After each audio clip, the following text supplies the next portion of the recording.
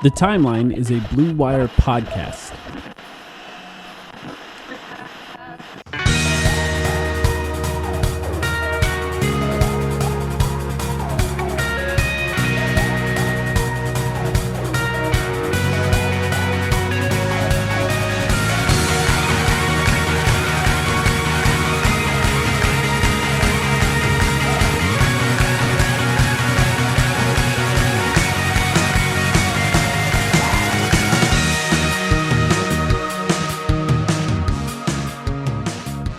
Welcome to the Timeline of Phoenix Suns podcast. My name is Mike, here with Sam. Sam, Bradley Beal? Are you shocked? I am not shocked.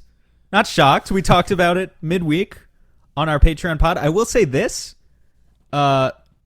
We were a little bit unfair in the past week. Let's start there.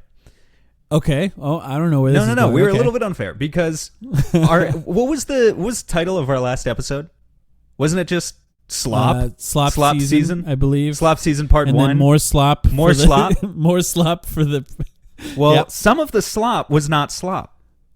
And that's where we were being a little bit unfair. So, as it turns out... We'll see. No, this is real. John Gambadoro approved this rumor yesterday. Do you know how often that happens? That never happens. It never happens. The interest here between the Suns and Bradley Beal is real. Yeah. We'll see if it actually happens. We have a ton to talk about in terms of covering this. Right.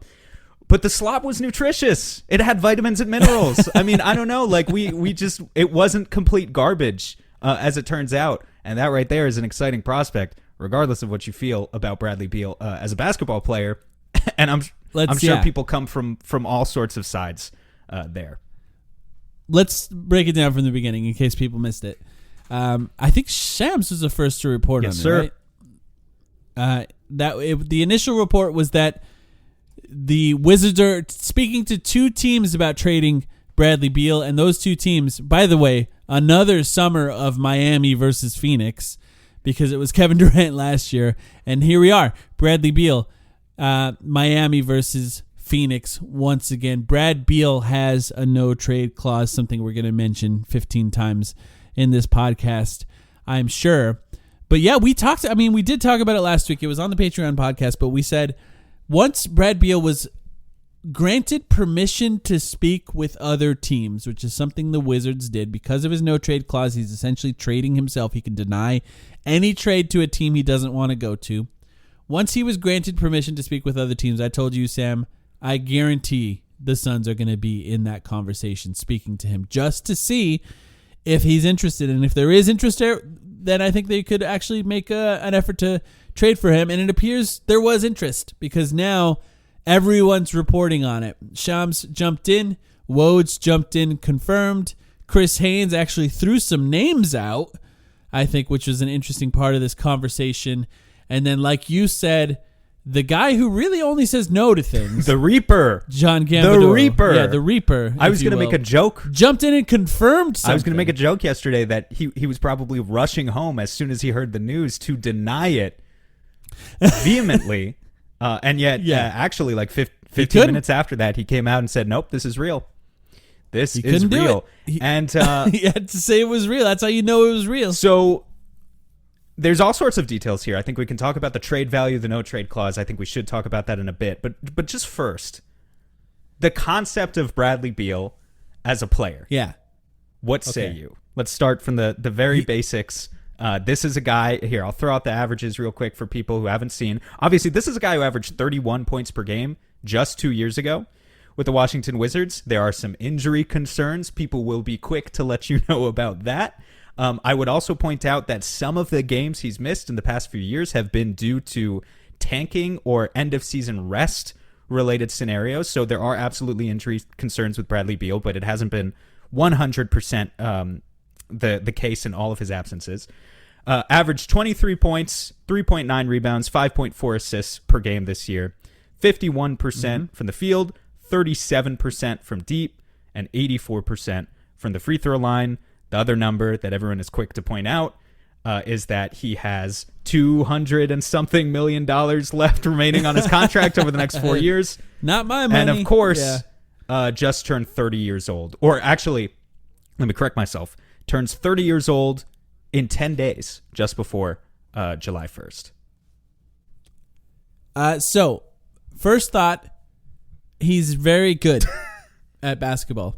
Good analysis. And the reality of it is, maybe even go beyond that and say the collection of Devin Booker, Kevin Durant, and Brad Beal would be the best collection of offensive talent the Phoenix Suns have ever had, and one of the best collections of offensive talent the league has ever seen in those three players. I think you can go as far as saying that, because that like high level of shot creation for themselves and for others out of three players, I think the only thing that comes close to it is probably when Kyrie Irving, James Harden, and Kevin Durant played together, but they were on the court, like 8 times? Like 18 games total over a full season. And that's going to be the natural comparison, unfortunately. Well, Kevin Durant's involved. For this trio, if this trio gets together. So it's kind of on the Suns and maybe on us a little bit if we feel the need to defend the proposition of getting Bradley Beal here to point out what are the differences between this trio and that trio. Because I understand any critic, any doubter of this move, right away they're going to mention, well, it didn't work for Harden, Kyrie, and KD. I think this is what's fascinating about this, and it's hard to talk about all of it without jumping straight into this, because I think there's a way that we sort of build up to this idea, but if the Suns are trading, which is a supposed rumor, Chris Paul and Landry Shamet for Bradley Beal, what's the downside? You know? Like, how could you say that this is a bad idea? The downside, and I'm just playing devil's advocate because I'm going to just be upfront here. I think this is great. This news came out yesterday, and I couldn't think about anything else for the rest of the day. Not to say that I think there isn't risk. There is significant risk. Yeah, we'll talk about that. There is significant risk. But for me, it all just comes down to weighing the pros and cons, thinking about the alternatives that face this team right now. And as I think about the alternatives, and some of them we've discussed at length over the past few weeks, the concept of, per se, waiving and stretching Chris Paul, who we've talked about is already a decent basketball player, is a more than decent basketball player. Waiving and stretching Chris Paul, like if you can't trade DeAndre Ayton for any depth because the value for him out there is supposedly so low, and then you waive and stretch Chris Paul, and all that does for you on your cap sheet is it creates a full mid-level exception worth $12 million that you can then go out and say, Gabe Vincent, here's $12 million. Yeah, we'll say Gabe Vincent or like Dylan Brooks, Brooke Lopez at here's the best, $12 million. Best possible. So if we're talking about the trade-off of we lose Chris Paul anyway and we get to bring in a player of that caliber, a Harrison Barnes, a Brooke Lopez, a Gabe Vincent, yada, yada. Right. And then you can't trade Ayton for much if you can move him at all. Versus the alternative of let's trade Chris Paul and Landry Shamet for, yes, he's flawed, but a top 40 player in the NBA. Because he is. He's still a top 40 player in the NBA. To me, the choice is pretty clear. Yes, we're going to be locking in our window for the next couple of years. And this is what a lot of critics are going to come out and say as well, is that, especially if Beal still has that no trade clause, you're locked into him. You're married to that contract for the next 4 years through his age 33 season. We don't know what he's going to look like in a couple of years. And the team gets harder to build once Devin Booker's and the team gets much harder to build. So, like, once we do this, we are all in. But we were... Especially this year. This year especially. I would just argue that we were already all in when we made the KD move. And when I look at how... When I look at the cap sheet and the options that are available to us, it's not that we couldn't... we could build a decent team by getting Gabe Vincent and Josh Richardson and whatever. Like, I'm still interested in covering that team. I could have fun covering that team, and they could win a championship. That could be a great team. They could. But this team, as long as we have an owner who's willing to spend, which evidently we do, it's a lot of talent. It's an undeniable amount of talent, the likes of which Suns fans have never seen. And I think it would be a lot of fun. More importantly, I think, yes, they would have a very good chance at winning an NBA championship. Landry Shamet has zero trade value outside of the fact that his salary is non-guaranteed after this coming season. Meaning that in reality, in most cases, in a league where expiring salary usually matters very little, he has zero trade value. So we're talking about potentially flipping Landry Shamet's expiring money along with Chris Paul, who's just not there at the end of seasons. He's just not. He can't stay healthy. So we're talking about trading those two guys for Brad Beal. And Brad Beal comes with his own injury concerns, of course. But I don't really, like I said, I just don't really see the downside between a 39-year-old oft-injured point guard and a player with zero trade value for a 30-year-old potential All-NBA player. That's what we're talking about, the difference between like Team USA and not Team USA here. That's the difference in what we're talking about trading. And I think the conversation on the value of what the Suns trade, to me, is everything, because if we're talking about sacrificing really great players, and in Chris Paul we kind of are, it's a different conversation. And I do think that we should talk about the Chris Haynes report, because Chris Haynes broke it down pretty straightforward for us here. And I'm going to read it directly as far as how he worded it, because we can talk about what we think this means. Phoenix can offer a trade package of DeAndre Ayton and Landry Shamet to Washington for Bradley Beal, but it's believed a Chris Paul Shamet deal is what it would take if Beal chose to force his way to the Suns via his no-trade clause. There is a lot to that tweet, right? Yeah. Let's talk about the no-trade clause for a second here. That's probably the most important aspect of all this, because people are asking themselves, maybe if they're not familiar with the NBA landscape, or if they haven't been following the NBA for as long, they're probably thinking to themselves, beyond just the contract, how the hell is an all-NBA caliber player like Bradley Beal available for Chris Paul and Landry Shamet? How is that even a conversation? It all comes down to the no-trade clause.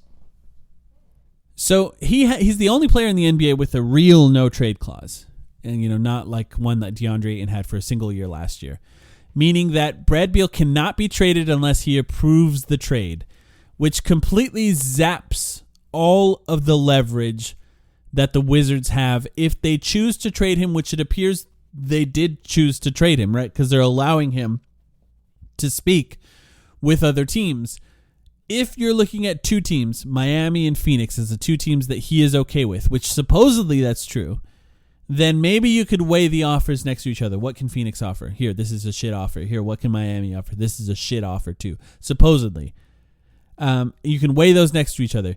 But if Brad Beal goes, actually, you know what? No, I want to go to Miami. Then they can give whatever they can to match salary, and that's it.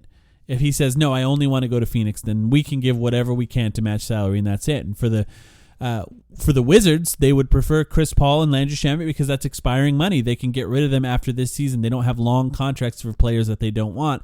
And this is assuming, of course, they want to rebuild. In fact, in Chris Paul's case, they probably would buy him out and let him go to whatever team he chose, which probably would benefit Chris Paul, which, by the way, is one of the reasons I squint at this Chris Haynes tweet a little bit, wondering where this source came from. But I think, and I guess the biggest part of this conversation has to be that no trade clause, right? Yes. It's NBA teams basically never give out NBA trade clauses for this reason.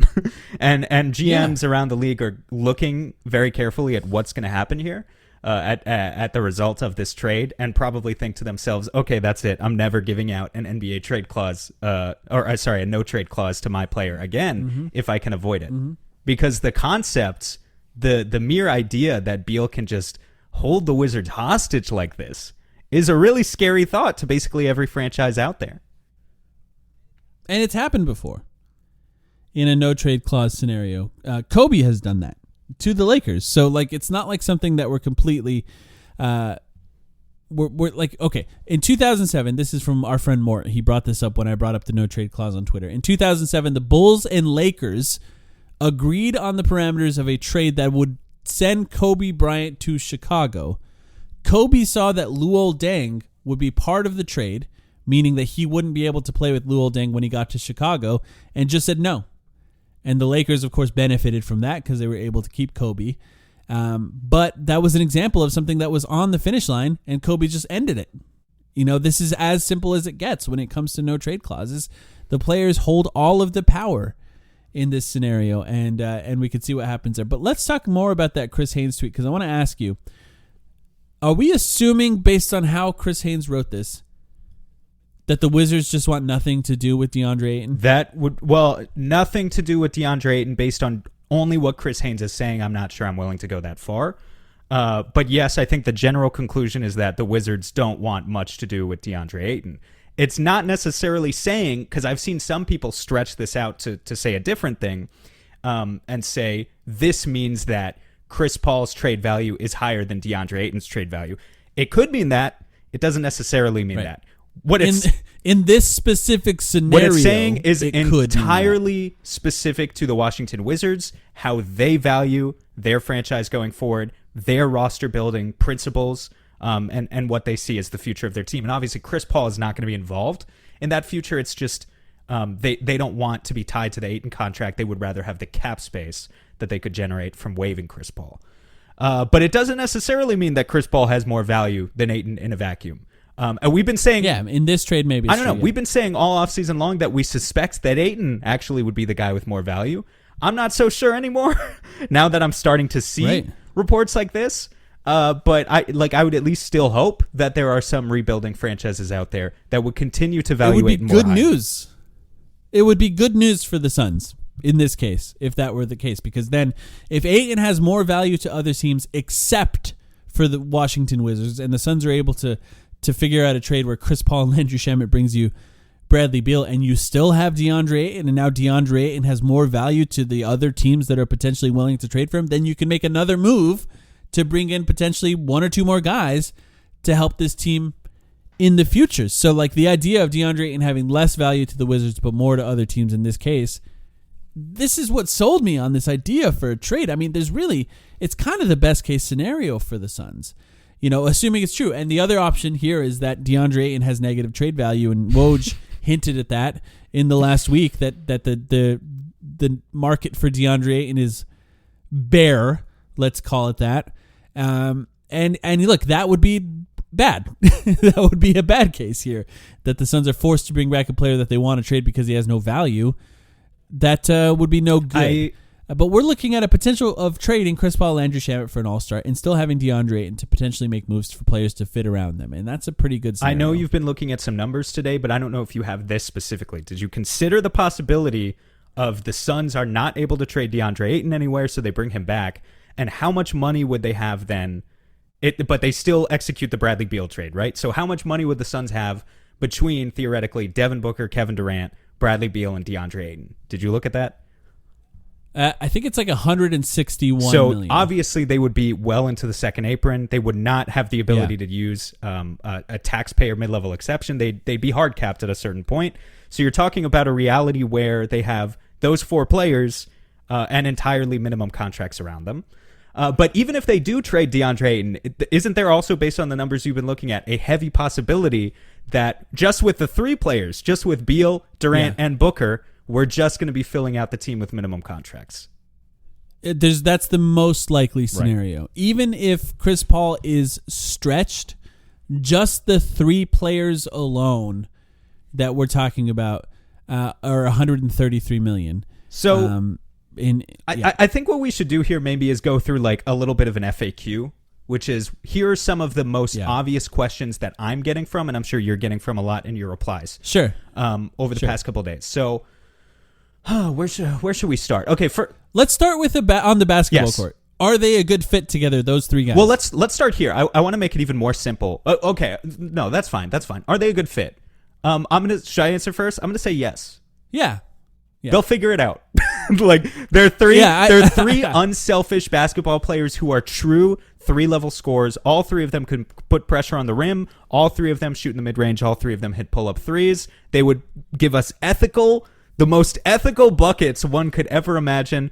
I think that they would figure it out. Brad Beal has had some defensive concerns in the past, but I think a lot of those are related to, similar to what we saw from Devin Booker, funnily enough, with the Suns, the amount of offensive load he was carrying on a team that didn't really give a shit about making the playoffs for the past couple of years. And I think you could get Beal to buy in. Yes, he is a little bit undersized, but I think you could get him to buy into Frank Vogel's defensive scheme, whatever that ends up being, to the point where he is at least an average defender on a team that truly cares about winning. Booker, no concerns about his defense, especially after what I saw from him in the playoffs. KD, no concerns about his defense. I think you've got 3 two-way players who are really, really high-level players. The question is just, can you keep them on the court? But if you can keep them on the court, if you can keep them healthy, if at the very least you can guarantee that for almost the entire season, or for virtually every game, at least 2 of those 3 guys is playing, you're going to have a really great chance to win every single game. The Suns are going 82-0. Congratulations, everyone. There's a possibility here of 3 offensive players who can score from anywhere on the floor and are good playmakers for other players. And, I don't know. That's a great fit. That's just a really great fit. FAQ question number 2. Related. Okay. Who plays point guard? Mm-hmm. So that's a great question. It could be Devin Booker, and they could just play either Devin Booker or Brad Beal at the 3 and still have a point guard on the team. So there's a possibility that they trade DeAndre Ayton and Landry Shamet. They waive Chris Paul and then re-sign him on a minimum deal. Chris Paul stays, and they start a starting lineup of Chris Paul, Devin Booker, Brad Beal, Kevin Durant, and fill in the blank. Jock Landale, I don't know, somebody at center. There is a possibility. Jock Landale, his Twitter bio is like just a bench player talking like a starter or whatever. He might have to change. Have to change that pretty soon because he could be playing 30 minutes a game next year. It could be Biz, starting at center too. Just start Biz at center, let him roll to the basket, and teams will foul him as much as they want. But the point is, they could potentially start with Chris Paul if they don't end up trading Chris Paul for Brad Beal, and they waive him and sign him on a smaller deal. Because I think keeping him at his $30 million, if they end up with Brad Beal, is sort of untenable when it comes to the other options here. The salary is pretty crazy in that case. It's $146 million, and then they could still sign Chris Paul at a minimum deal, so they'd be probably at close to $150 million right away, and that's just 4 players eating up $150 million of your salary. Yes. So after it's all said and done, they'd still be over that second year. Okay. Which, by the way, might not matter. Because it might just be minimum players anyway. If it's just minimum players, yes, it does limit you in other ways. But for this year, I'm just not sure it matters that much. I just can't. I can't really envision a better roster. Well, an easier roster construction. It's going to be hard any way you slice it, right? Exactly. That's the scenario the Suns are looking at. That's the context that a lot of people who are looking. Unless we can find a team like the Spurs or Hornets that will let absorb DeAndre Ayton into cap space for us, which isn't going to happen. Then at least we'd have a full mid-level exception and a biannual exception and whatever. But no, you won't. If you waive and stretch Chris Paul and do all that, I'm saying there are avenues to do it. Okay, without Beal. Okay, yeah, without Beal. Without Beal. I'm talking about without Beal. You could do it. You could find a way to get there. But even then, it's going to be like, okay, we have 1 mid-sized contract at $12 million. Right. We have 1 biannual exception at $4 million.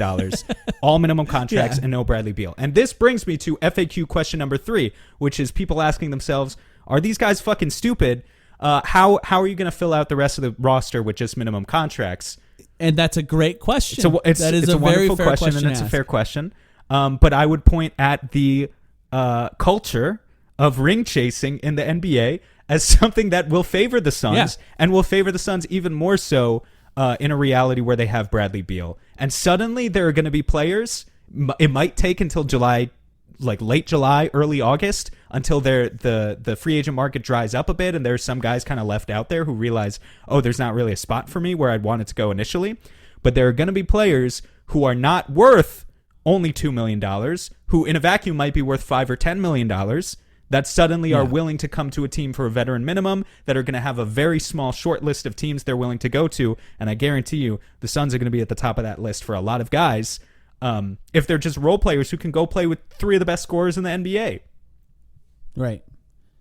Yeah, start Kevin Love at center. Kevin Love. You want I mean, I don't know. We talked about Dylan Brooks on the Patreon pod. I don't know if this is happening or not. Yeah. But supposedly Dylan... It makes more sense with Beal on the team, I'm on the record as saying I don't think Dylan Brooks is worth more than a veteran minimum contract. Evidently, a lot of people in the NBA space, based on conversations I've had, disagree with me. A lot of people think he's more of an MLE candidate, or at the very least a taxpayer MLE candidate. And he thinks he's a $20 million And he thinks he's a $40 million guy. I think the offensive concerns are way too much for that. But I'm willing to recognize that he's one of the best perimeter defenders in the NBA. And if suddenly a guy like that is willing to swallow his pride a little bit and play on a team like ours for a minimum contract, I'm not saying it's going to be Dylan Brooks necessarily. I'm just saying there are situations, there are scenarios like that could open up for Phoenix that would be great for us and are not just going to happen for every team in the league. It's going to be because the Suns have made a full win now commitment with Kevin Durant and Bradley Beal. So the options for the Suns to fill out their roster, if it's, say it's Devin Booker, Kevin Durant, Bradley Beal, then you still keep DeAndre Ayton. You trade DeAndre Ayton, maybe you get 2 good players that can play in the playoffs for them. That is, now you have 5 good players on the team. And then it's all minimum contracts from there. So what are the options if you don't do that? If you don't trade for Bradley Beal, right? It's essentially what you were talking about, Sam. Now you're talking about, I don't know, trading Chris Paul and DeAndre and getting 3 playoff players, maybe 4 playoff players. So then you have 6 guys who can play in the playoffs plus a bunch of minimums. It's not, I don't know. What's better? This is up to you to consider, I think, people who are listening to this. I think the idea of having another potential star and minimum contracts makes more sense because you still have the opportunity of trading DeAndre Ayton potentially. There's just, I think there's some flexibility with the scenario of Brad Beal having that no trade clause that just wouldn't exist without that. We're in a scenario where this is the best possible time to trade for somebody like Brad Beal. At the end of the day, you've got a lot of people questioning the Suns' depth, talking about why don't they have any depth, and ultimately some fans who are even coming down on the KD and this potential Beal trade. But if you look at it, we're talking about a possible universe where the Suns trade Cameron Johnson, Mikal Bridges, a bunch of picks, Chris Paul, and Landry Shamet.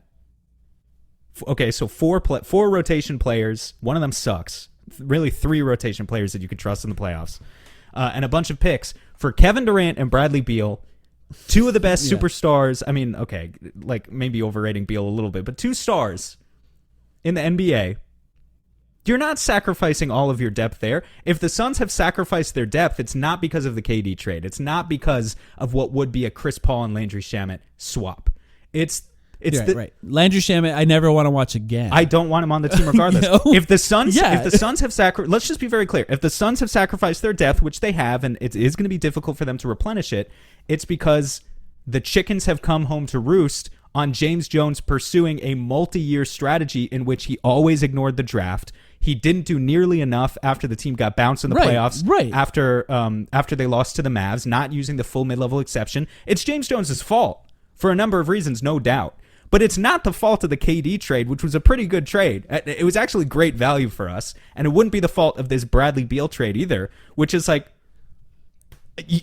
just a completely ridiculous value when you talk about 2 guys who more or less suck. So I don't know. It's just, I understand the depth concerns, but the depth concerns aren't because of these 2 players.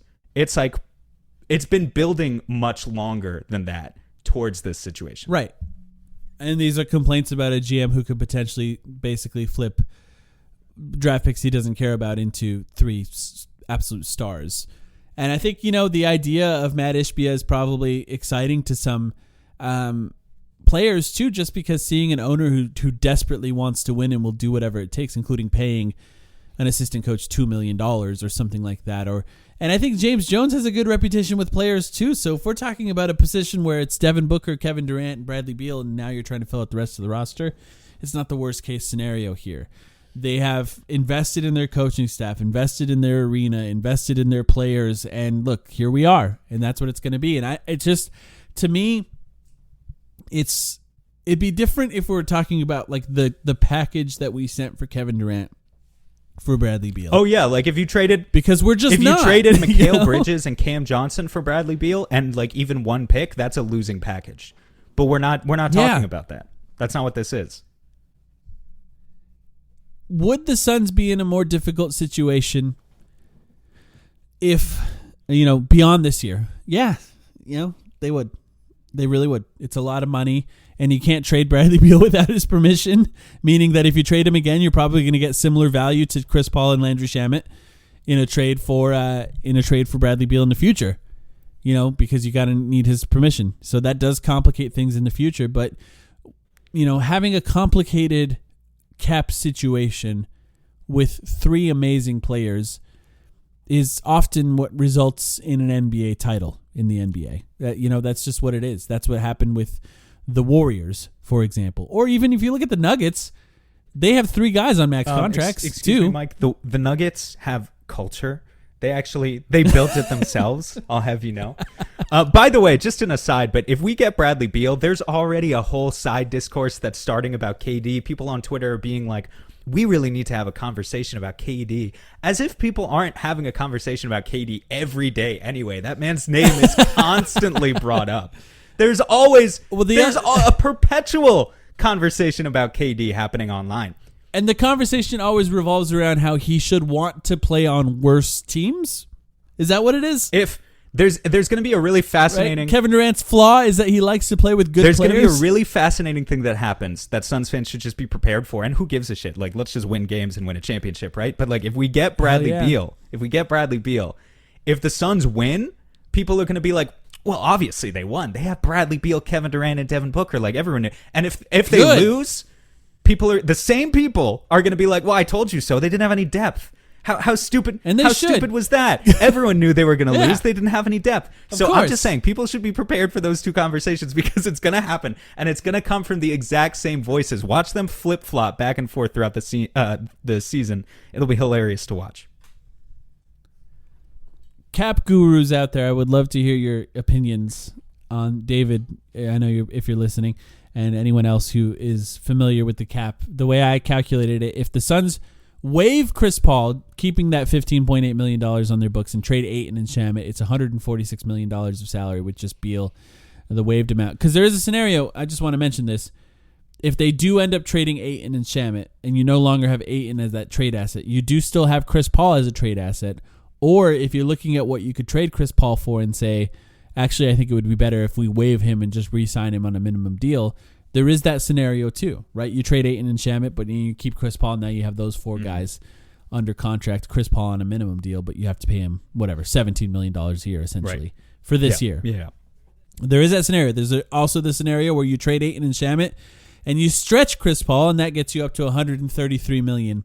If you can find a way within that $133 million to stay under that second apron and keep the tax-paying mid-level exception, I'd like to hear it. I haven't quite figured that out. It's kind of a complicated scenario for me because it's just a complicated scenario. This is a new thing. Going to be a lot of number crunching, a lot of unprecedented stuff going on.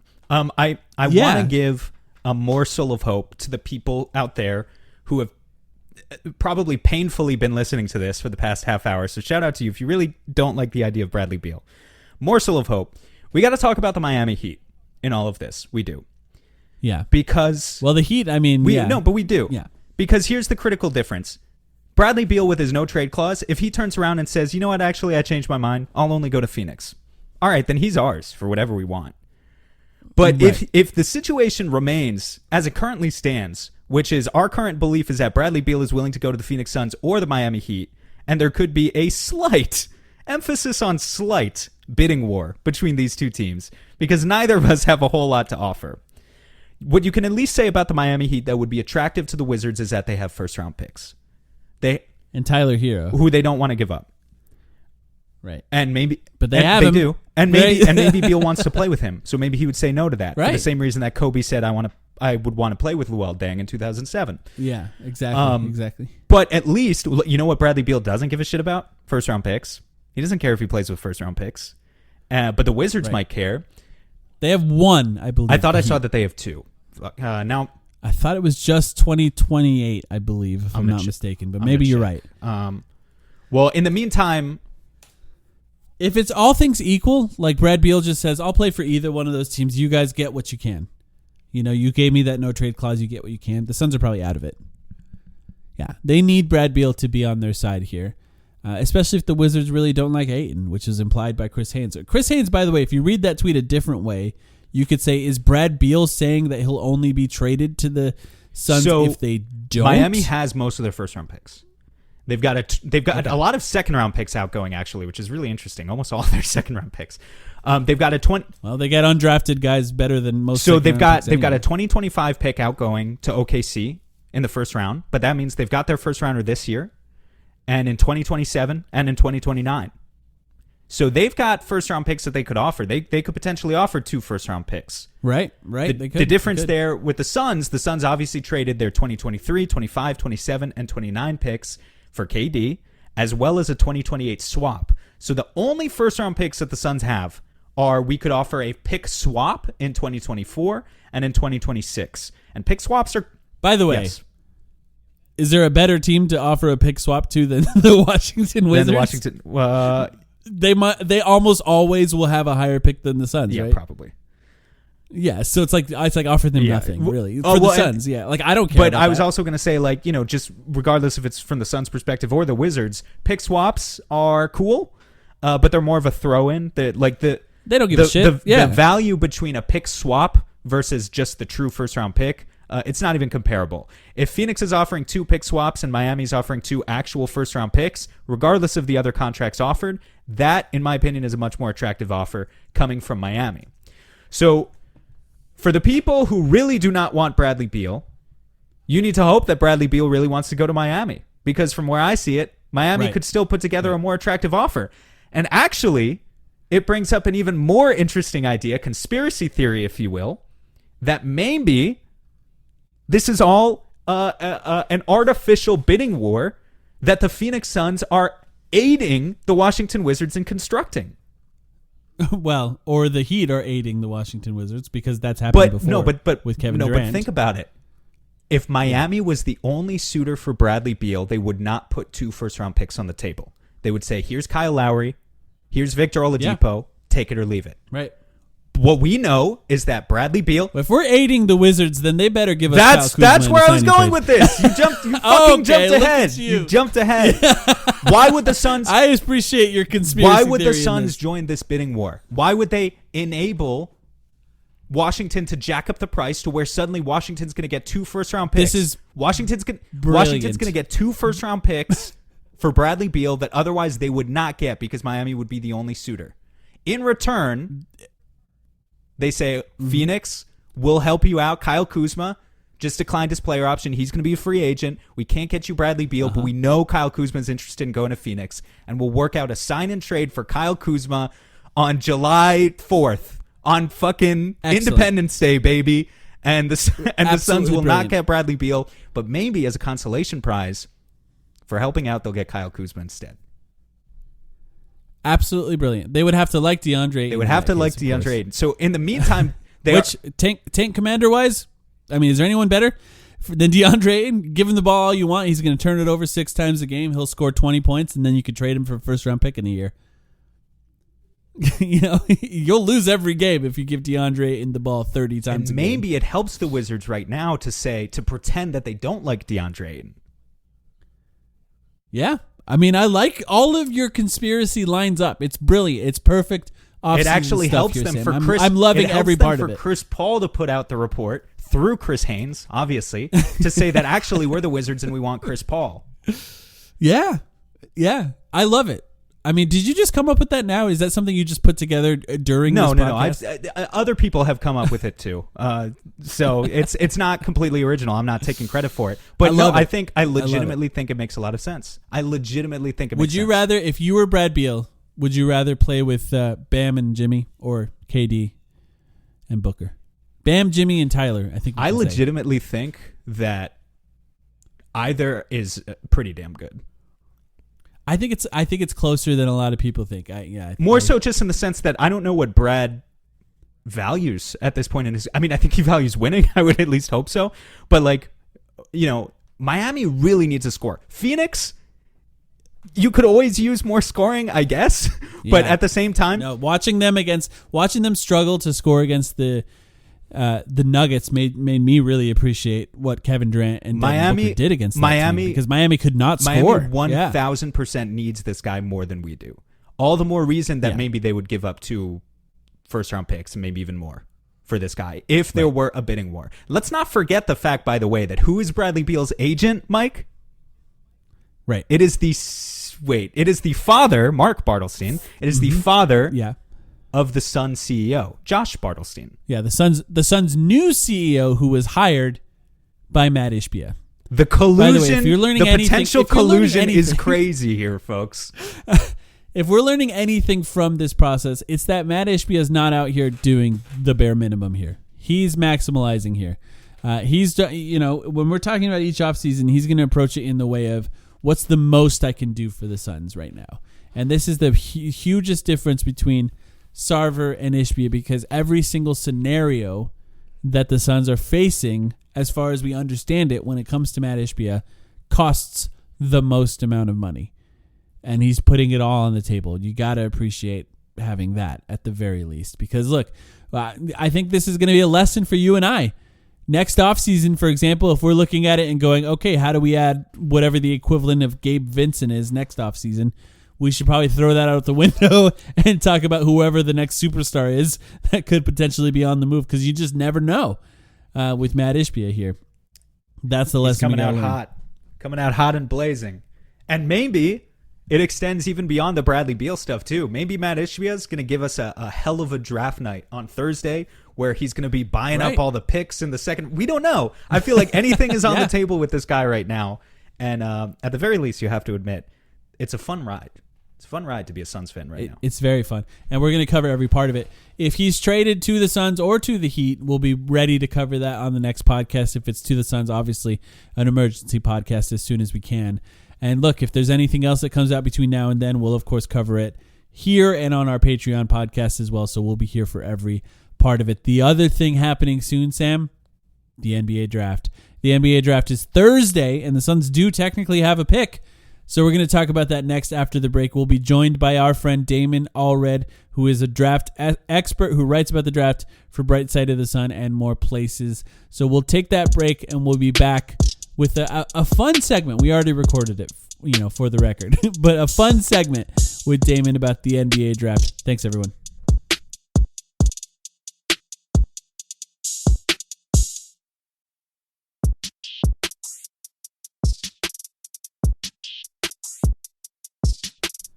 All right, it's time for a draft conversation. This only happens basically between Sam and I, twice a year? Once right after the draft at the very least. That's when I feel comfortable. Once they're NBA players, I all of a sudden feel comfortable talking about them.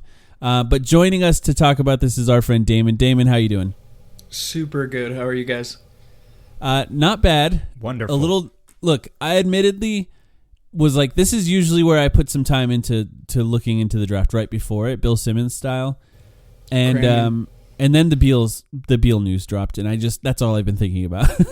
I can't focus on anything other than thinking about the prospect of Beal joining the team. So I guess I'm a little behind, and you're going to take advantage of that right now, Damon, right? Yeah, I guess Beal would be better than almost anybody in the class anyway, so better to focus on him. Almost anyone. Are you putting a big bet on Wemby there? Is that what I'm hearing? I think Wemby and Scoot could both, in their primes, surpass Beal. But I would certainly hope Wemby can surpass Bradley Beal. I think that's fair. Based on some of the hype. Damon, I feel like that's not a hot take. I have to ask you kind of one question to lead us off here. How do you do it? And what I mean by that is, like, because you're so into the draft process, you are truly a guy who knows your shit about this stuff, but you're also a Suns fan. Or at least you also cover the Suns in some capacity. Is it accurate to say that you're a fan? Do you want to go by fan, or do you not want to? Do you want to shed that label? I'm not sure. I started as a fan. You started as a fan. Yeah, I don't know that I still have the level of emotional attachment that I once did. You guys talk a lot about like how it doesn't affect your mood the next day as much anymore, and that's where I'm at too. Yeah, I mean it still does for me, but like I probably will never shed that label, I think. But at least in the role that we're in, Mike and I, like, we don't need to shed that label. I understand. I don't want to, It could be totally different for you. But, okay, at the very least, when you cover this team specifically, how can you be a draft person? How can you justify being a draft person and not losing your mental sanity? Because James Jones, 4 years now, in 4 years, that most teams have selected 6, 8, 10 players in the last 4 years. James Jones has taken 2, in Jalen Smith and Cameron Johnson. Don't forget about Ty Jerome, by the way. Yes, Ty Jerome. Fair enough. He's taken 3 if you include Ty Jerome. Yeah, so he's, as much as I love like the way he does a lot of things, it just drives me crazy every year where we get to, we're done with all 60 or however many picks there are in whatever year, given like, the forfeitures that always happen. We get to the end of the draft and I'm like, great, I see 5-10 guys that would look great in the Suns uniform developing long term, and then by the end of the night all of them are signed with other teams. All of them are on the Grizzlies. Yeah. Yeah, and James Jones is just completely ignoring it. So there's a bit of Stockholm syndrome here covering the draft for the Suns, I'd say. Yeah. See, for me, the defense mechanism there is to do exactly what Mike was saying. I don't do my research until a week or two before either. So I feel like I can't get hurt. But it's hard in your position, man, because you get a certain attachment to guys, or at least you feel like you really, really know these prospects. I mean, to be fair, like, part of the problem for the Suns was that the owner appeared to not be interested in paying any money for any sort of scouting. It's a good point. Yeah, and now that owner's gone, and as soon as he leaves, we have rumors that the Suns are looking to trade up in the draft as soon as the new owner enters his first draft. And the owner, by the way, very much a college basketball kind of guy. Right. I have a feeling they're going to be more interested in the draft going forward. Not just a reputation, by the way, for not paying for scouting, if we're talking about Robert Sarver, but also the type of guy who historically, traditionally would sell picks for cash. We don't know about Matt Ishbia, but at least everything we do know about him so far feels like he could be swinging in the opposite direction. Maybe he is the type of owner where suddenly we could be purchasing second-round picks for cash in a draft like this. We just don't know yet. So could be a completely new ball game for us. We're going to play a game. And this is a game where Damon embarrasses us. Sam. Damon, you came up with a list of what we're calling 2 prospects and a lie, right? Yeah. This is to really demonstrate how stupid we are, Sam. I love it. And it's a question as to why people listen to our podcast around draft time, I guess. The reason is for Damon, I guess. So, Damon, you prepared for this. I forgot we talked about this, by the way. You prepared for this by preparing 2 real prospects and 1 fake prospect. You're going to list all 3, and then it's up to Sam and I to guess which one is the fake one, correct? Yeah, and I'll give you where they come from and what position they play, and so you'll have a little bit of context. Okay. Do we get anything else, like draft range, first round, second round guy? They all sort of have a trend, and you'll see that kind of as we go. Okay. All right. And I'm going to say that I have not looked at any mock drafts at all. I was counting entirely on Damon to fill me in on who I should be paying attention to on this podcast, thanks to Brad Beal. And Sam, you have looked a little bit at it. I have looked a little bit, but I still am not all right. I've perused. That's all. All right. Let's do this. Go ahead, Damon. Sweet. So in this first grouping, we have... Oh, and by the way, every grouping will have at least one guy who I'm looking at or has been reported as a target for the Suns. Awesome. All right. So the first group we have is Millers.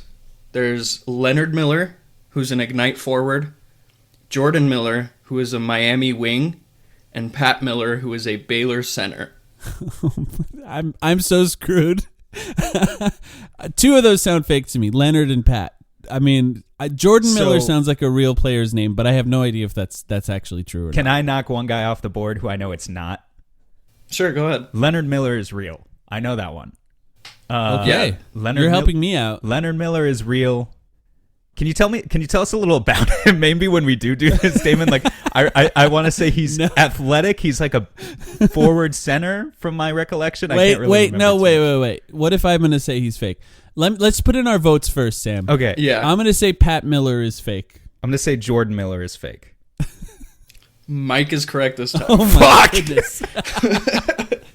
All right, it's kind of not the acceptable. Draft guy now? Not acceptable for me to lose this game when I've at least seen a board. Which guy? Okay, which of the 3? Before we move on, which of the 3 are you thinking for the Suns? So Leonard Miller is the Ignite forward, and like you were saying, Sam, he's athletic.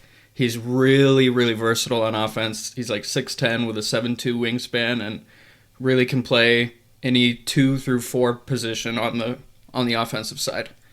He's currently mocked to go 26th to Indiana, and Indiana is one of those spots that we've talked about. They have picks 26, 29, and 32, so those could all be possible like cash considerations, trades, and things like that. Yeah, plus their standard lottery pick, I forget exactly where that is too, right? So there's 7, yeah. There's no way that Indiana, I mean, who knows, but there's no way, at least in my opinion, that they need 26, 29, and 32. They're one of the clear candidates that you look at in a trade-up scenario. Definitely.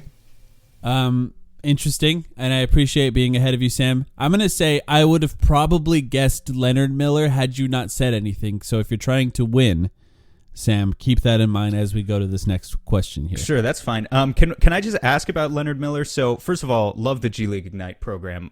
Good stats here across the board. Can he play center?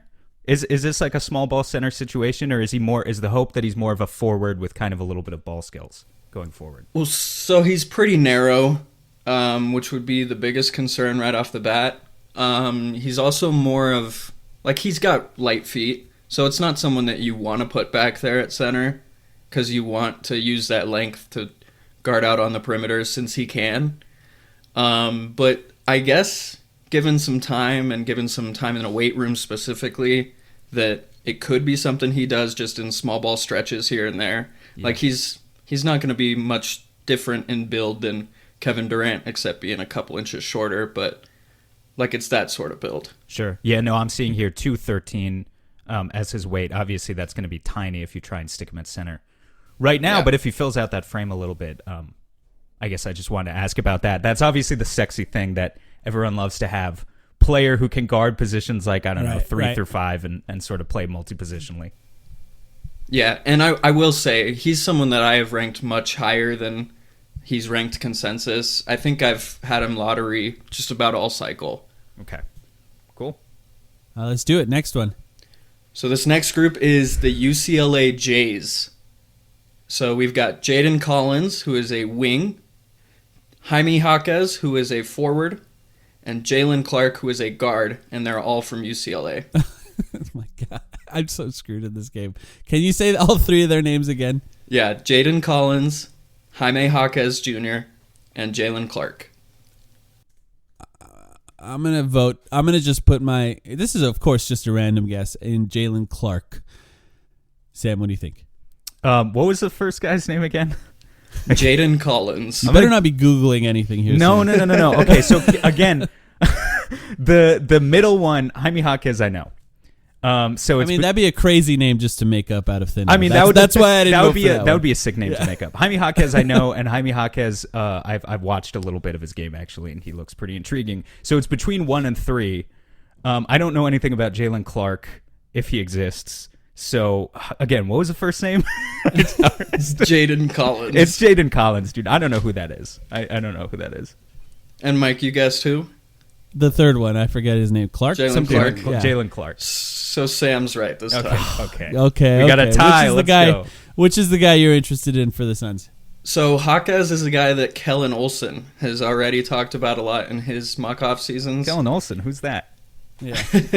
Don't know that guy. And he's just a real staple in the Pac-12 these last couple years, given ASU a lot of bad nights. So if there's some overlap between your audience and ASU fans. That's why Kellen fans, likes him, right? Yeah, I'm sure of it.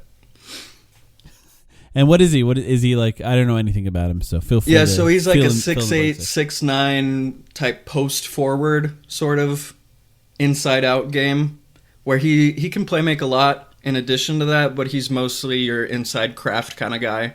Gets a lot of buckets. Isolation scorer, right? Like that's his big thing. Mm-hmm. A lot of spin moves, a lot of putting his back into the opponent. It's interesting him to me because like it's not an archetype that you see a lot coming out of college basketball, at least to be drafted in the second round or whatever. Which makes him really interesting to me. Also, he's got some really high field playmaking. I don't remember exactly how old he is. Is he 22, 23? But right, something like that. He was a 4-year player. 22. Yeah, that's a James Jones candidate. It is. That's right? true. Any player, I feel like any player who's a 4-year guy got to be considered at least a little bit from a blue blood too. Yeah. Yeah, and the idea of a 6'6" shooting guard type player playing on a team with Devin Booker and Bradley Beal is just funny to me, by the way. He just step in there and do whatever those guys do in those plays, and that would be interesting. But you say he's a high-level playmaker. Is he someone who could potentially play point guard, or is it just a good playmaker at his position, which will be more of a wing? More positionally, yeah. Is there any shooting upside here? I'm just looking at the stats now. 2.8 3-point attempts per game this season, only 32%. Obviously, much more of a mid-range score and decent free throw shooting splits here. as well. They say good free throw shooting at the college level. Sometimes you can project forward based on that. But can he? I don't know. Like, what did he look like as a spot up shooter? Did he not really take a lot of catch and shoot threes in college? Yeah, so I'm just pulling up the synergy page real quick so I can see the catch numbers. The synergy page. He's got the. Yeah, sorry to name drop. Give a shout out to him because he's Mexican, and that would be fun to have in Phoenix. Let's see. Catch and shoot. He shot 34.9% on catch and shoot threes. Okay. Not great. I would say work in progress there. It's college, though. Yeah, right? That's like a good shot in college. He was 41.7% when they were open, though. So there's that. Is it fair to say that this would be like the ethical buckets move, right? Oh, yeah. He's like the most ethical. Yeah, who scores the most? Who would you compare him to in the NBA? Oh, God, we're doing this. We're doing NBA comparisons. That's what I need. I'm going to give one. Is it like Austin Reeves? Is that what we're saying? Or is this like... No, because it's more like towards the rim than that. Okay, that's interesting. Who's like a big wing isolation scorer in the NBA? Like, I just feel like there aren't a lot of them. In the post, especially. Like a Harrison Barnes? Like early career Harrison Barnes? Like, what is this guy? No, he's a lot more physical than Harrison. Interesting. Yeah, he's kind of a unique guy. It's hard to think of someone. I appreciate you not giving one if there's not a good one, though. Yeah, that's respect for that. ESPN wouldn't let you do that. Yeah, they would just say he's LeBron James. I'd be like, is there any other Mexican player to compare him to? I do have the Ringer mock draft page up here, just as we do list names so that I can see a little bit about them just in terms of measurables. And Kevin O'Connor would have you believe. Cheating already. That's not No, I'm not looking. We still have one more to do. I'm not looking at it until after the segment. So I didn't look his name up. I'm not cheating. Kevin O'Connor here says shades of Kevin McHale impressionist. So take, oh my goodness. What in the world? Take from that what you will. Okay. I will not take from that. Well, you did say post. So yeah, he's a post all right, scorer. let's do the next one, and then we'll get into some more general questions about this draft. So this final one is a group of Keontaes. We have Keontae Johnson, who is a Kansas State guard, Keontae Bradley, an Alabama forward, and Keontae George, a Baylor guard. I mean, those sound all real to me, so I'm just gonna say the second one. For the record, is this the last one, Damon? Is this the last section? I also think it's the second one. You guys are both right. Okay. Oh, we nailed it, and I just guessed. You had some, so we tied, Sam. Go. I knew for sure it was Keontae Johnson. I didn't know who the third guy was, but the second one felt a little iffy to me. So yeah, we actually tied. We did not plan this out, folks. I promise. That's right. That's right. Yep.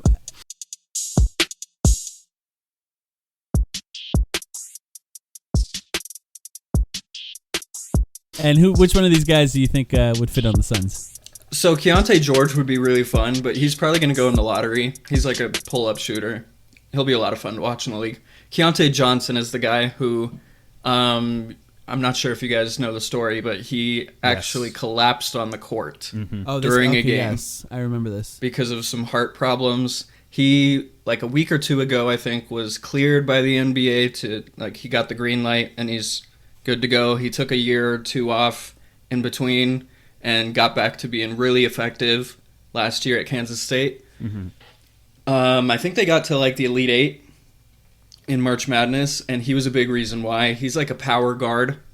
Would be really fun on the bench. So he's an older player in that case, right? Oh, yeah. I think he's 23, 24. He's 23 because technically he was a part of Florida's program for 4 years, but then because he missed, I don't know, did he officially right? because of but medical hardships and things. Yeah, because of medical hardships and things, he was able to transfer.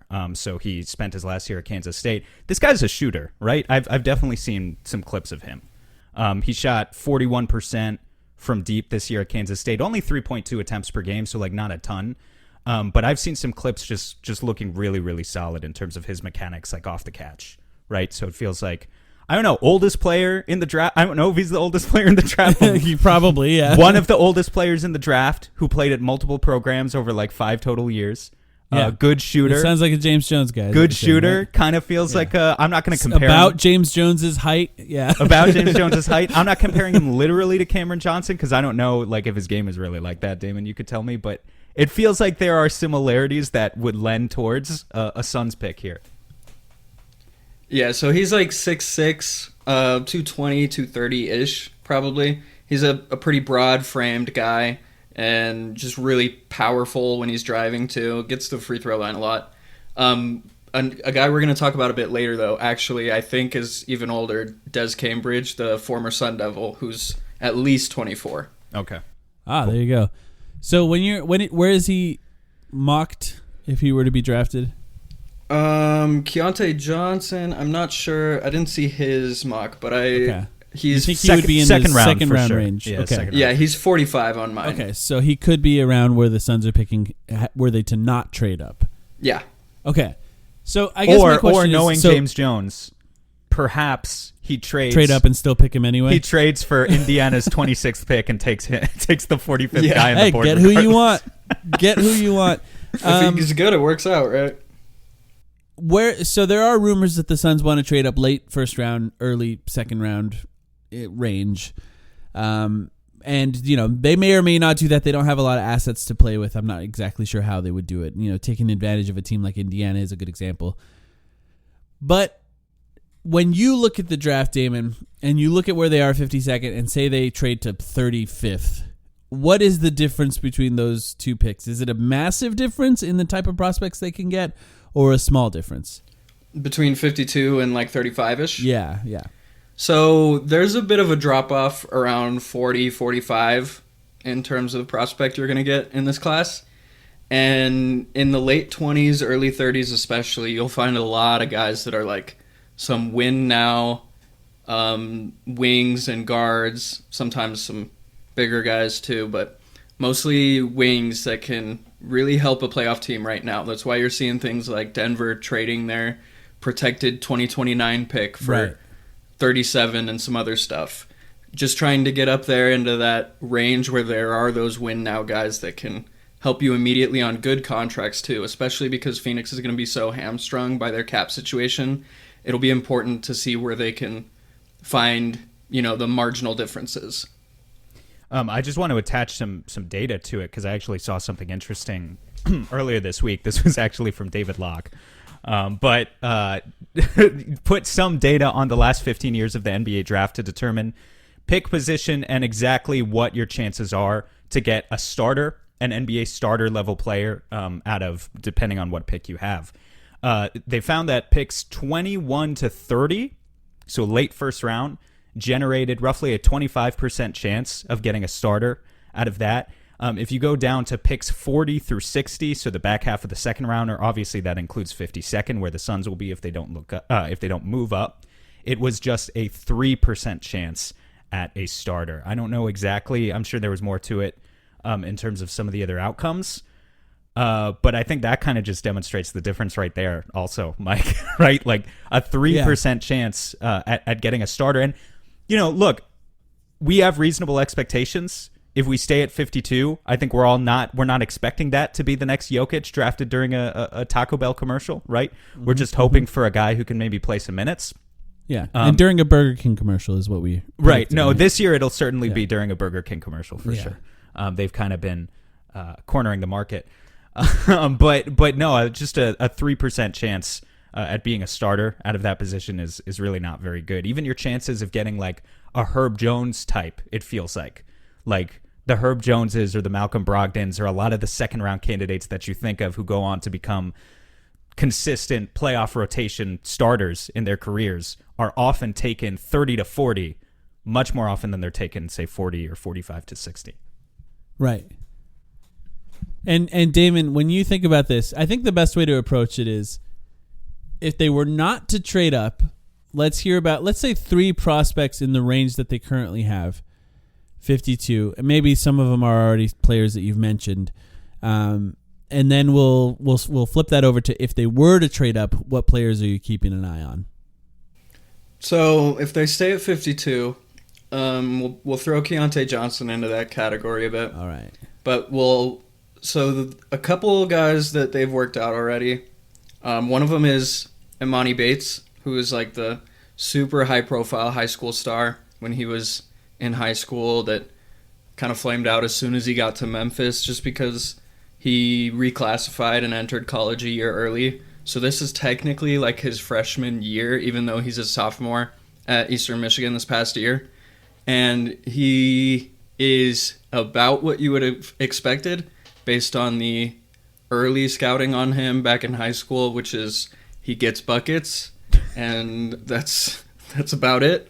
Sam he called doesn't him a do a loser. ton else. Sam called him a loser on our last podcast. I Do you did- think he's a loser? I did say that, but let me just wait. Let me just defend that real quick. I'm not necessarily saying that Amani Bates, like the person, is a loser. What I meant, and I may have misspoke, was Eastern Michigan. Like I looked at their roster, they went 8-23 this season, and They so lost a lot of games.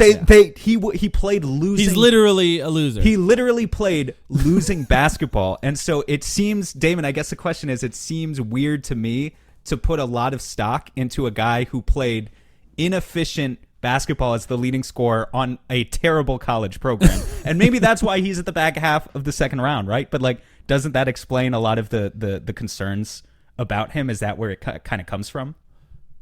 Yeah, there's also the concern between his freshman and sophomore seasons. He had a gun charge that was dropped where he had a gun in, I believe it was a borrowed car glove department, and so he got in trouble for that. That's not that much of an issue if you ask Adam Silver. Honestly, we can wave that away without too much of a suspension. Right. It's actually better than using steroids. Yeah. Yeah. But I think that if I'm not mistaken, and I'm double checking this right now if I can get to it quick enough, but I think that they won even fewer games the year before he got there. I think they were like 5-win team. Ooh. So, Okay. So he'll add 3 wins to the Suns. Is positive impact. Yeah. 3 wins to He's basically Steve 57 Nash. wins would be 60 wins. Right. So, Okay. or whatever, however many they won last year.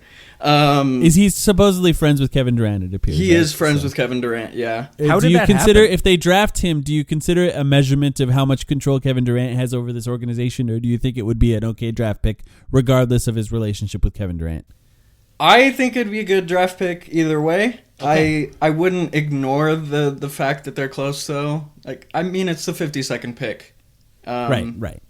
So you're taking a swing, basically. Yeah. I guess my His question upside is much higher than 52nd. what is the role for a guy like that on a team? Jordan Clarkson. On a team, really? Okay, you think he can come in Future and be a MVP, Jordan yeah. Clarkson type? Maybe. Bench MVP. Yeah. Okay. I like that. Yeah, I guess I can. He's taller than I can see Clarkson, it. right? Does he play any defense? Does he play any defense? Not really. Frank Vogel will fix him. He's fixing everyone out there. Okay. All right. That's our theory here. Okay, that's 2 guys. What's your third guy in that range that you would point out? So the third guy is someone that I've written about already, Mike Miles Jr. from TCU. He's a point guard. He's, I think, one of the smallest players in the class at just barely over 6 foot. It's a good point guard name, I'm just going to point out. It just seems like a point. That just sounds like a point guard, yeah. Mm-hmm. And he plays a good point guard game, too. Like, he had full control over the TCU offense, and they were a pretty solid team for most of the year. Another guy who has hurt ASU fans because he knocked them out of the first round of the March Madness. Ah, okay. And he was the biggest reason why. He was getting to the free throw line a ton. And I saw other games of him where he was just getting to the rim at will. He would be one of the rim pressure guys that you guys are so deeply seeking. Yeah. All right. Yeah. Okay. 12 field goal attempts per game for Mike Miles Jr. here at TCU. 6.3 free throw attempts per game. That is a good ratio for a point guard. Yeah. That is quite a lot of rim pressure. I'm not going to lie. Only Yes. 2.7 assists. How is he? I'm just throwing things out based on kind of my first look. Box How is score, he, yeah. Yeah, just based on box score. How is he as a playmaker, would you say? Really good. He was just asked to do a lot of the scoring for TCU. They didn't have a ton of like scoring play finishers. It was mostly just a couple creators, and that was about it. Gotcha. All right. And he's a guy that could also develop into like the long-term starting point guard too. I'm really high on him. Interesting. Where is he on your board?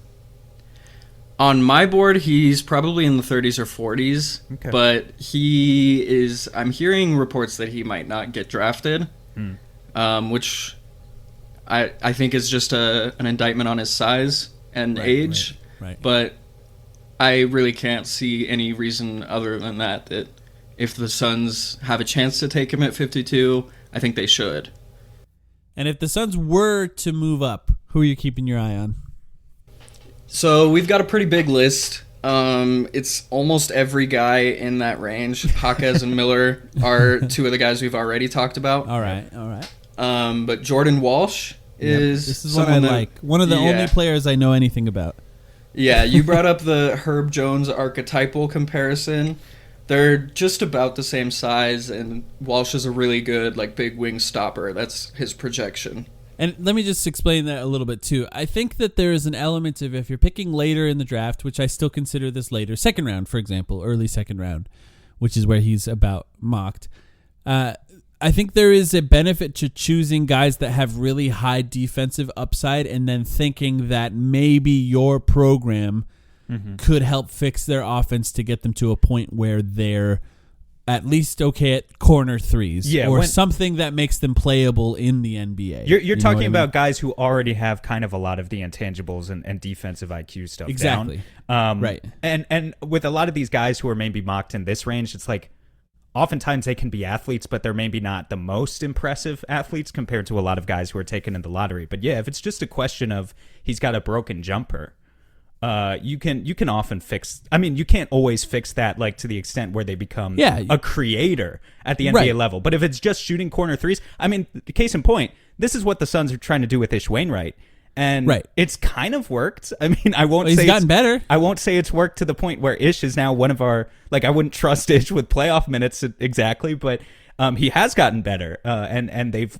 worked like hell with that with him over the past couple of years. So and I think there's just a difference in just overall thought process when it comes to drafting when you have Kevin Durant and Devin Booker and when you don't. The amount of gravity, the amount of offensive attention that those guys can bring means that it would be okay to pick guys that are sort of specialists like this with the hope that wide open threes will be okay for them. It's kind of the idea that they had around Josh Okogie as well.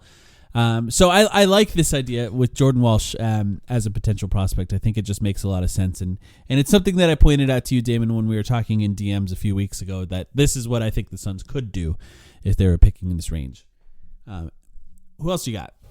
Well, first, before we move on, it's worth noting that Walsh does have quite a bit of work to do on that jumper. He shot 25.8% from three on catch and shoots, and 29.2% when they were open.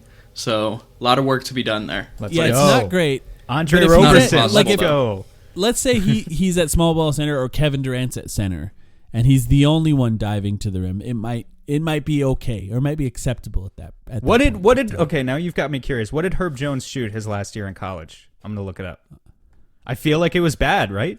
Herb Jones, his final year. Well, his offense has not been very good in the NBA too. I know, but he's fine. He can still get minutes. He's not 35% his final year. Okay, he shot 35% on 57 total attempts.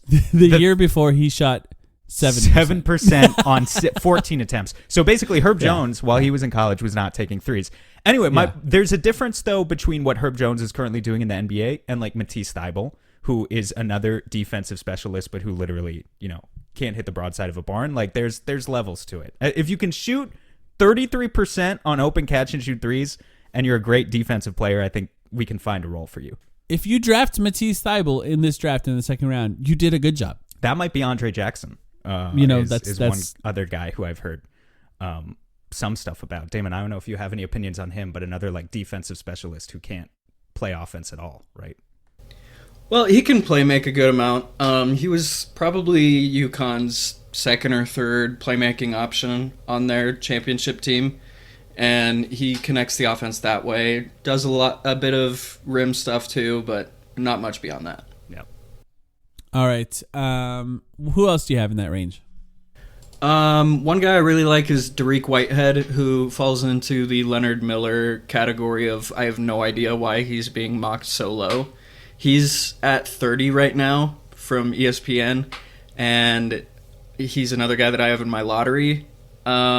He's kind of like a do-it-all 3-and-D wing who has a little more of that creation upside. Right. I think if not for a couple foot injuries that he's had since graduating high school that maybe he would be a top 10 pick even. Because one of them was like during Duke's training camp. And so he didn't even start the season on time. And for freshmen, that can just be really hard trying to get up to speed to the new game and everything. And so he kind of had a lackluster freshman year, but when he was looking his healthiest, he looked like that player that I think he can be. It's a little surprising because I feel like usually these guys out of the big programs, I mean, a Duke guy is usually given a little bit more benefit of the doubt. Well, I will say this, that if you look at my mentions when mentioning the draft on Twitter, this guy's name is brought up the most, and I have a feeling part of it is that he went to Duke. Yeah, yeah. And maybe not. Maybe it's just that he's a really good player and would be a good fit on the Suns, but I just wouldn't surprise me that if playing for Duke had something to do with that. I'd be shocked if the Suns took an 18-year-old, though, right? This is a young player, if I'm not mistaken. Yeah, he's a little bit unlike most of your one-and-dones, though, because he spent 5 years instead of 4, or even a lot of players only spend 1 or 2. He spent 5 years at Montverde Academy, which is kind of the consensus best basketball prep program. Interesting. And so he's kind of a veteran from that standpoint. And who else do you got? You got one more that you want to point out, and then, of course, we'll get some honorable mentions in there. Yeah, there was Ben Shepherd, who I should have another thing coming out on Brightside on Ben Shepherd, like within the hour, I would guess, about just how elite efficiency his offense is. It's kind of staggering. Just every single mode of offense is like 40% on off the dribble threes and like 60% at the rim and like 40% on runners, which is middle of the pack, but still really good for a player his size. And he's a 4-year guy also, and improved every year. Not a high turnover guy or a high usage guy. He's just an elite efficiency guy. If James Jones picks somebody that's a 4-year guy, then we know it's all James Jones. If he all of a sudden, now that Sarver's gone, starts picking 18-year-olds out of the blue, that would be something that would be shocking. I mean, Jalen. I mean, he is on the record saying he wouldn't have picked Devin Booker, so I don't know that he would have. Jalen Smith was a sophomore, right? It's true. So it could happen, or they could spread it around. Maybe we end up with 2 picks in this draft. Take an 18-year-old and a 23-year-old. Spread around the love. Damon, who is the highest ranked Michigan State prospect? I don't even think there is one in the class, actually. So they'd have to go undrafted. We're talking about an undrafted Michigan State prospect if they add somebody to the roster here, right? I mean, even after that, I'm not sure there is one. So Tom Izzo has no impact on this draft, is what you're saying. It would be Imani Bates from Eastern Michigan would be the Michigan pick. Yeah, that's pretty close. God, that's I didn't even think about the Eastern Michigan comp there. Oh, no. And I mean, Imani Bates was a Michigan State commit at one time, so I'm sure maybe Ishbia being a big booster for them. Maybe could have been one of the reasons. Before. Yeah. Okay. I think that narrows it down quite a bit for us. You got any honorable mentions that you want to mention real quick before we end this one? I also really love Marcus Sasser, who's a combo guard from Houston, and Tristan Vukcevic, who is yes, I have heard about him. Who's like a stretch big, kind of unicorn type offensive player, but I don't really see either of those being the pick. I saw some highlights of him just killing it at a combine game this past week, right? Like he was Vukcevic, that is. He was getting some buzz just for his shooting. Yeah. I think he shot 3 for 3 from 3 in one game. Just a 7-foot big with some range. Why don't you see that being the pick? You just don't see the Suns going in that kind of direction, even if they could trade up. I just see Vogel going more of a defensive big route rather than like a stretch offensive big. Yeah. That's fascinating. All right, well, we'll keep an eye on it. Assuming the Suns end up keeping this pick, there's always a chance that something's done today, in fact, after we record this podcast. And once we have an idea of who they're drafting, of course, Damon, we'd love to hear from you again and see what you think. I'm sure you'll be writing about it on Bright Side of the Sun. Make sure that you follow Damon. Thanks for having me. Damon Allred on Twitter. Is that right, Damon? Yep, 100%. And you'll see everything that he writes there. Thanks for joining us, Damon. Yeah, thanks for having me. If you'd like to join our Patreon, you can join us at patreon.com/thetimeline. You'll get an extra podcast every week for $6 a month, or just join us on Discord for $3 a month. Thanks, everyone, for listening. We'll be back to cover everything very, very soon.